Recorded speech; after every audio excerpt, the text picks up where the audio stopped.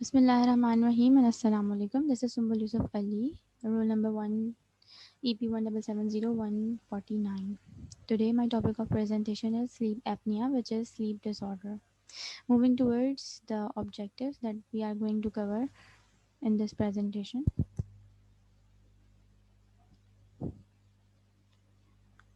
Sleep apnea.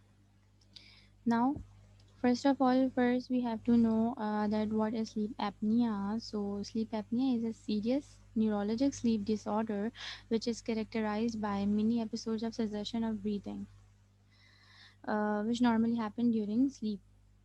Usually, what happens in sleep apnea is the brain and rest of the body doesn't get enough oxygen, and to this condition, brain responds by waking up the individual to stimulate breathing, to stimulate to stimulate breathing. This will prevent the proper sleep of individual. People with untreated sleep apnea stop breathing during their sleep repeatedly. Effects of sleep apnea can have significant consequences on one's sleep quality. Obviously, अगर कोई person जो है वो properly नींद नहीं ले रहा, वो properly सो नहीं रहा, तो उसकी sleep quality ठीक नहीं है, तो obviously वो दिन में भी क्या होगा, सुस्त रहेगा, lazy रहेगा, fatigue रहेगा, तो उसका डे टाइम फंक्शन भी अफेक्ट होगा. जब उसका ओवरऑल बायोलॉजिकल रिदम अफेक्ट होगा, तो उसका इफेक्ट उसकी ओवरऑल हेल्थ पर भी आएगा. So there is another condition which is known as hypopnea, which is similar to sleep apnea, but the difference is that there is not the cessation of breathing, there is reduction of airflow, not completely blockage. This is the sleep apnea conditions which can cause sleep apnea or which results from sleep apnea. तो snoring means खराटे, जो कि हम देखते हैं normally, और mostly sleep apnoea में ये होता है कि जो इंडिविजुअल सफ़र करता है स्लीप एपनिया से, उससे ज़्यादा जो उसका बेड पार्टनर होता है या उसके साथ होते हैं लोग, वो ज़्यादा फील करते हैं स्लीप एपनिया में कि खराटे वगैरह और दूसरी चीज़ें.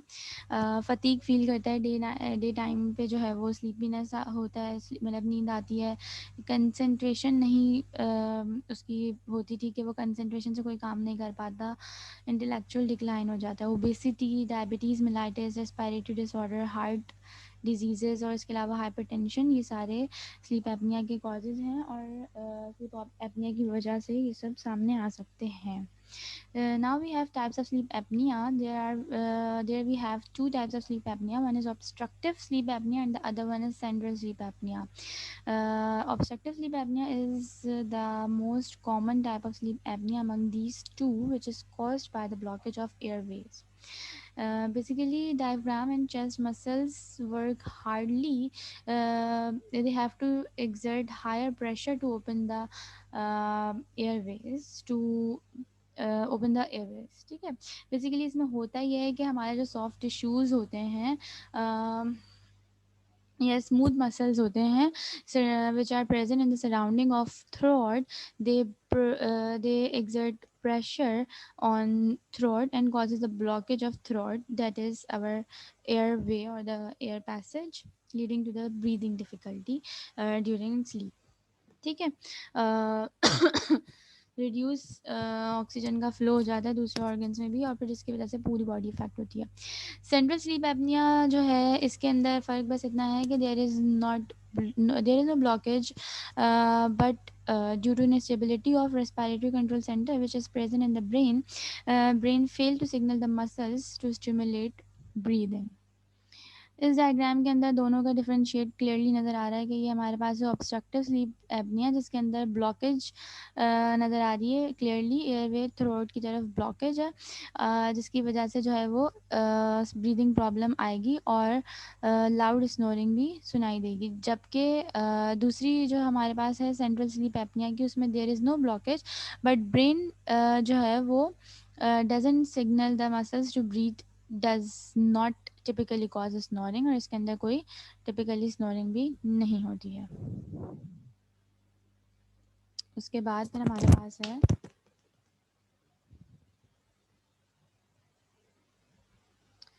ये मूव नहीं कर रही है.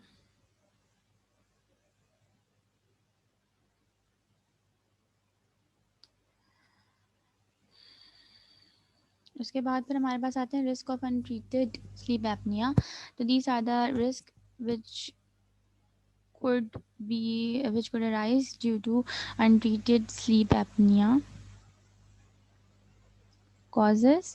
So these are the factors which can cause sleep apnea. Overweight means obese individual are more prone or have more chances to get sleep apnoea. इसके अलावा जब इंक्लूडिंग लार्ज नेक का मतलब ये होता है कि अगर कोई ओबीज होगा तो उसके जो टिश्यूज़ या नेक लार्ज साइज़ की होगी या उसके थ्रोट के इर्द गिर्द जो है वो ज़्यादा डिपोजिशन होगी फैटी टिश्यूज़ की, जिसकी वजह से प्रेशर आएगा किसके ऊपर, हमारे थ्रोट के ऊपर, और वो ब्लॉकेज की तरफ जाएगा। तो इसी तरह से नॉर्मल अपर एयरवे एनाटमी, अगर अपर एयरवे एनाटमी एबनॉर्मल है, लाइक डेविएटेड सेप्टम है, यानी कि हमारा नेज़ल पैसेज जो है वो ठीक नहीं है, उसमें कोई बोन्स की अरेंजमेंट हो सकती है कि जो कि ठीक ना हो, या हो सकता है कोई फेशियल वे में कुछ मसला हो, या फिर वहाँ पे कोई ओवर ग्रोथ हो गई हो मसल्स की या टिश्यूज़ की, किसी भी वजह से वहाँ पे ब्लॉकेज हो सकती है, या कोई भी एनाटॉमिकल एबनॉर्मेलिटी हो सकती है जिसकी वजह से ब्लॉकेज आ रही है। कोई भी सीएनएस डिप्रेसेंट हो गए, हिप्नोटिक्स हो गए, या भी कोई भी, या फिर कोई भी ऐसी मेडिकेशन जो कि रिलैक्सेशन कॉज करती है, हम वो यूज़ नहीं करवाते,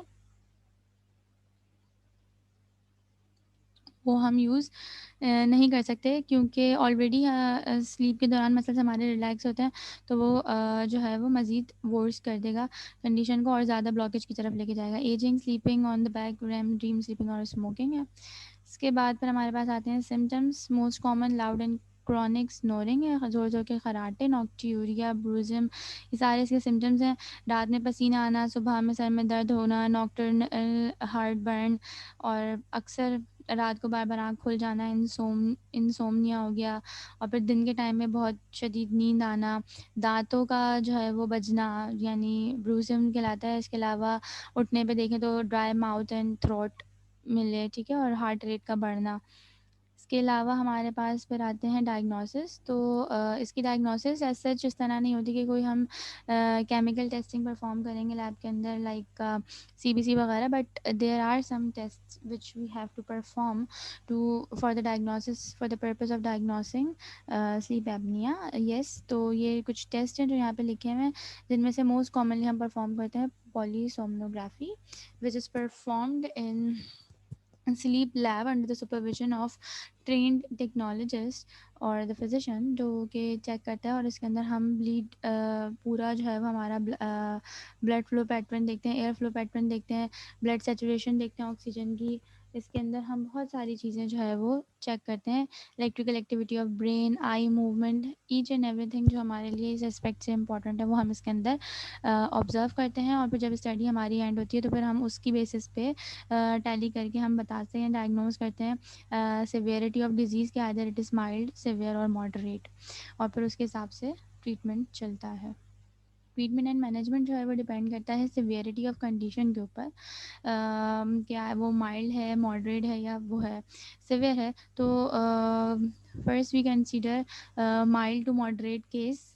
So in mild to moderate condition, we should start from conservative therapy, which is just like a counseling of patient. We have to tell them or patients to lose their weights, and they should to tell them to avoid alcohol for 4 to 6 hours prior to bed and sleeping on one side. Obviously ये सुन्नत तरीका भी कह लें, या इस्लाम में भी है कि एक करवट पे सोना चाहिए, जो कि बिल्कुल सही तरीका है। अगर आप बिल्कुल स्ट्रेट सोएंगे, या स्टमक मीन्स के आप उल्टा होके सो रहे हैं, या आप सीधा बिल्कुल स्ट्रेट पोजीशन में सो रहे हैं, तो this condition can lead to sleep apnea. तो इसलिए जो है वो इसको अवॉइड करने के लिए बेहतर है कि इंसान करवट पे सोए, करवट ले ले साइड पे, सीधे हाइट पे करवट लेके सोए, तो वो ज़्यादा बेहतर है।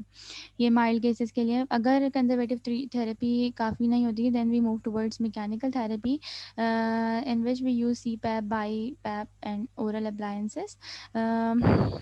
सी पैप जो होता है वो बेसिकली एक लाइट वेटेड मास्क होता है जो पेशेंट वेयर करता है सोते हुए, ताकि उसको कंटिन्यूस एयर प्रेशर प्रोवाइड किया जा सके। ओरल अप्लायंसेस जो है वो 3 तरह के पेशेंट्स में हम यूज़ कर सकते हैं। 3 कैटेगरीज इधर डिवाइड हो जाती हैं पेशेंट्स की। First category is including those patients who prefer oral appliances to CPAP, and the second one are those who do not respond to CPAP therapy, and the third one are those in whom treatment attempts are fail, यानी जिनके अंदर तमाम treatment attempt fail हो गए हैं, तो उनमें हम फिर इस तरह जाते हैं. फिर हमारे पास सेकेंड लास्ट आती है सर्जिकल थेरेपी. सर्जिकल थेरेपी हम मोस्ट कॉमनली उन लोगों में परफॉर्म करते हैं, उन पेशेंट्स में those who do not have sleep apnea but they snore. खराटे तो लेते हैं बट उनके अंदर उसका खराटों का जो स्नोर का जो रीज़न होता है वो स्लीप एपनिया नहीं होता है, इट इज़ समथिंग एल्स. तो वो क्या हो सकता है, वो उनकी बेसिस पे डिफरेंट इधर टर्मिनोलॉजीज़ हैं, सर्जिकल प्रोसीजर्स हैं. हम उनको देख लेते हैं कि सोमनोप्लास्टी है, टॉन्सिलेक्टोमी है. सोमनोप्लास्टी में हम रेडियो वेव्स को यूज़ करके सॉफ्ट टिश्यूज़ को रिड्यूस कर देते हैं अपर एयरवे के. टॉन्सिलेक्टोमी के अंदर जो है वो टॉन्सिलेट टिश्यूज़ जो होते हैं उनको हम रिमूव करते हैं थ्रोट के बैक से, जो कि मोस्ट कॉमनली चिल्ड्रन में स्लीप एपनिया कॉज करते हैं. फिर यूपीपीपी है, यानी कि यूवियोलो पैलेटो फेरेंजियोप्लास्टी, जो कि पैलेट और थ्रॉट के ऊपर से टिश्यूज़ को रिमूव करता है. मैंडिबुलर और मैक्सिलरी एडवांसमेंट सर्जरी जो है वो सर्जिकल करेक्शन है फेशियल एबनॉर्मलिटीज़ का. फेशियल एबनॉर्मलिटीज़ अगर कोई है, कोई बोन की वो हो सकती है, या कोई मसल्स की पोजीशन वगैरह को चेंज करना है, तो वो हम सर्जिकल प्रोसीजर के थ्रू उसको करेक्ट कर सकते हैं, जो कि कॉज कर रही थी थ्रोट ऑब्स्ट्रक्शन को. इसी तरह नेज़ल सर्जरी, जिसमें डेविएटेड सेप्टम की बात की थी पिछली स्लाइड में, तो उसको उसकी करेक्शन हम कर सकते हैं. लास्ट जो हमारे पास आता है वो आता है pharmacotherapy, which is drug based treatment. तो here we have two classes of drugs, CNS stimulant and the other one is DNRI. So CNS stimulants में we have drug modafinil and armodafinil. They used to promote the daytime wakefulness in sleep apnea patients. So it could be used as adjunct therapy with CPAP. और ये जो है वो patient की जो sleep architecture होता है नॉर्मल, उसको डिस्टर्ब किए बगैर, उसको इंटरफेयर किए बगैर उनके फटीग को ट्रीट करती है. नेक्स्ट हमारे पास है dopamine norepinephrine reuptake inhibitor, which is DNRI. इनका स्पेसिफिक मैकेनिज्म ऑफ एक्शन तो still not clear, but it is thought that they inhibit the dopamine and norepinephrine reuptake basically. तो इसके एग्जांपल हमारे पास है solriamfetol. ये इसकी एग्जांपल है. Now we have a case study to understand the condition, that how it should be managed. So I took this case from कोडा Kimbal. सो इसकी जो पूरी डिटेल्स हैं वो स्टेप वाइज, क्योंकि हमने इसे सोप नोट में सॉल्व किया है, सोप नोट बनाया है इसका, तो स्टेप बाय स्टेप इस पूरे डाटा को हम डिस्कस करते हैं. तो इसके हमारे पास 4 पार्ट्स हैं basically, A B and C करके. सो फर्स्ट हम देखते हैं सब सोप नोट का पहला पार्ट है सब्जेक्ट. तो सब्जेक्ट इस केस के मुताबिक हमारे पास 56-year-old मैन है, जिसकी चीफ कंप्लेंट्स जिसके साथ उसने रिपोर्ट किया एट एम्बुलेंट्री केयर यूनिट पे, तो वो क्या थी, chronic fatigue, low energy, excessive snoring, overall less restful sleep. According to patient he is just skimming, मतलब उसके मुताबिक ये था कि वो जस्ट उसको नींद आती है एंड देन वो ख़त्म हो जाती है, मतलब जस्ट छूट कर ही गुजर जाती है नींद. पूरा दिन वो थकन थकन महसूस करता है, और उसकी बीवी के मुताबिक his loud snoring and gasping breath keeps her awake. So जो हमें ऑब्जेक्ट है वो ये है कि उसने वेट गेन किया है पेशेंट ने. उसका BMI, उसका वेट एंड हाइट गिवन है, उसकी मदद से हम BMI निकाल सकते हैं, which is also given, which is 29, which indicating that it's the patient is overweight, and the blood pressure is 140/90, means hypertensive भी है. It is also mentioned in the question, और blood pressure is high. So दो drugs भी ले रहा है patient, एक aspirin ले रहा है और एक दूसरी हमारे पास है हाइड्रोक्लोरोथायजाइड, which is a diuretic or used to treat hypertension, but still he have high blood pressure. So weight gain की वजह से एक्स्ट्रा बॉडी वेट जो है वो प्रेशर थ्रोट पे डाल रहा है, जिसकी वजह से ब्लॉकेज हो रही है, जो कि एयर पैटर्न, एयर फ्लो को जो है वो डिस्टर्ब कर रही है. ठीक है, this leads to the difficulty in breathing and excessive snoring. So इसी वजह से इनको ये मसले मसाइल सामने आ रहे हैं. तो पेशेंट ने जो अपनी प्रॉब्लम्स बताई कि उसकी स्लीप क्वालिटी ख़राब हो गई है, बहुत ज़्यादा स्नोरिंग है, गैस्पिंग फॉर एयर है, गेनिंग वेट है. तो इन सारे कॉजेज़ को देखते हुए हमें यही समझ में आता है कि this person or the patient is suffering from sleep apnea. This is our assessment. Now we move towards plan. Plan में हम एक एक करके जो हमारे पास उन्होंने ABC करके पार्ट्स पूछे हुए थे, हम उनको डिस्कस करते हैं। फर्स्ट पार्ट में जो है वो उन्होंने पूछा था कि पॉसिबल रीजंस क्या हैं हमारे पास, कि जो है वो here we have the part A, what are the possible causes of sleep disorder, यानी अगर पेशेंट को स्लीप डिसऑर्डर है तो उसके पॉसिबल कॉजेज क्या हैं। BMI से पता चल रहा है कि BMI is 29 which is not normal, which shows that patient is overweight and this leads to the hypertension causing sleep difficulty and disorder in patient। ठीक है, जिसकी वजह से हाइपरटेंशन भी हो रही है और बंदे को जो है वो स्लीप डिफिकल्टी भी फेस करना पड़ रही है। Now we move towards the part B, जिसमें उन्होंने पूछा था कि लैब स्लीप जो है वो ज़रूरी है इसकी डायग्नोसिस के लिए। तो येस इट इज़ इम्पॉर्टेंट, क्योंकि पॉलीसोमनोग्राफी जो वो टेस्ट है ये स्लीप एपनिया को कंफर्म भी करेगा कि either it is sleep apnea or not, और if it is sleep apnea then it will differentiate between either it is obstructive sleep apnea or the central sleep apnea, so that we can proceed the further treatment accordingly. The part C में उन्होंने पूछा कि reports आ गई हैं पॉलीसोमनोग्राफी की which shows that person is suffering from obstructive sleep apnea. तो हम इनका ट्रीटमेंट और कितना दिया है सब हमें सवाल में उन्होंने बताया हुआ है कि 56 वगैरह जो है वो उसके एपनिक एपिसोड्स आ रहे हैं विद इन एन आवर। सो हम हिप्नोटिक से ट्रीटमेंट क्यों नहीं करते। तो रीज़न मैंने कॉजेज़ में भी एक्सप्लेन किया है कि हिप्नोटिक, स्लीपिंग पिल्स, अल्कोहल्स और CNS डिप्रेसेंट इस तरह की जितनी भी चीज़ें हैं जो मसल्स को ऑलरेडी रिलैक्स कर देती हैं, ऑलरेडी रिलैक्स हुए मसल्स को मज़ीद रिलैक्स कर देती हैं, हम वो रिकमेंड नहीं कर सकते स्लीप एपनिया के पेशेंट्स के अंदर, क्योंकि वो मसल जब रिलैक्स पोजीशन में होंगे, बिल्कुल लूज़ होंगे और वो क्या करेंगे, वो ब्लॉकेज और ज़्यादा कॉज करेंगे। तो CNS डिप्रेसेंट जो है वो मिनी अराउजल्स को साथ जो है वो इंटरफेयर कर सकता है। ठीक है, तो लेबॉर्ट्री रिजल्ट से हमें फ़ायदा हो गया कि हमें ईज़िली पता चल गया। अगर हम इस तरफ नहीं जाना चाहते मेडिकेटेड ट्रीटमेंट पे, तो हम जो सर्जिकल प्रोसीजर्स हैं उनको भी फ़ॉलो कर सकते हैं, जो यहाँ पे मेंशन है, लाइक नीडल सर्जरी हम परफॉर्म कर सकते हैं। वो हम फिर उसकी फर्दर इन्वेस्टिगेशन करेंगे कि आइदर उसके साथ जो मसला हो रहा है वो किस स्पेसिफिक वजह से हो रहा है, तो फिर उसी हिसाब से कौन सा प्रोसीजर हमें परफॉर्म करना होगा वो हम देख के परफॉर्म करेंगे। वेट लॉस के साथ साथ वेट लॉस रिकमेंड करेंगे, तो उसके साथ साथ CPAP थेरेपी भी अगर हम साथ चला रहे हैं तो ये मोस्ट इफ़ेक्टिव ट्रीटमेंट साबित होगा। अगर इसको प्रॉपरली कंटिन्यू रखें, मेंटेन रखें, तो ये थेरेप्यूटिक एफिकेसी इसकी बहुत अच्छी हो सकती है। Now the last part is, उन्होंने ये पूछा था डी पार्ट में कि जो है वो अगर तमाम स्ट्रेटजीज़ जो हैं ट्रीटमेंट की वो फेल हो जाती हैं, देन हम क्या करेंगे। तो then we will move towards last option which is drug therapy. तो CNS स्टिमुलेंट से हम स्टार्ट करते हैं। CNS स्टिमुलेंट में मोडाफिनल हम देंगे, जो कि US FDA अप्रूव्ड मेडिसिन है for the treatment of day time sleepiness, जो दिन में नींद आ रही होती है लोगों को, उन लोगों के लिए जो है वो यूज़ करता है। इसके अलावा वो लोग जो कि वर्क शिफ्ट जो करते हैं, शिफ्ट वर्क करते हैं ना, यानी शिफ्ट्स में वर्क करते हैं, तो उन लोगों के लिए भी जो स्लीप डिसऑर्डर्स आ जाते हैं उनके लिए भी दिया जाता है।